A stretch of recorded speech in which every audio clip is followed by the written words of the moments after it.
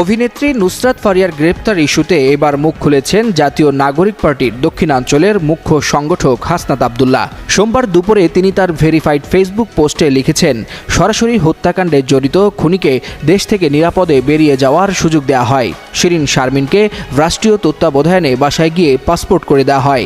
এমনকি দ্বিতীয় ট্রাইব্যুনাল জানুয়ারিতে হওয়ার কথা থাকলেও মে মাসে এসেও তা শুরু করা হয়নি বলে উল্লেখ করেন তিনি। এছাড়াও অভ্যুত্থান পরবর্তী সময়ে ক্যান্টনমেন্টে আশ্রয় নেয়া ফ্যাসিস্ট সরকারের গুরুত্বপূর্ণ 626 জনের তথ্য জানতে চেয়েছেন তিনি। এদেরকে নিরাপদে দেশ থেকে বের করে এখন নুসরাত ফারিয়াকে হত্যা মামলায় গ্রেফতার দেখানোকে প্রশ্নবিদ্ধ করেছেন হাসনাত আব্দুল্লাহ। একই সাথে এগুলোকে বিচার নয় বরং হাসিনা স্টাইলে মনোযোগ ডাইভার্সন বলে তিনি তার পোস্টে উল্লেখ করেছেন।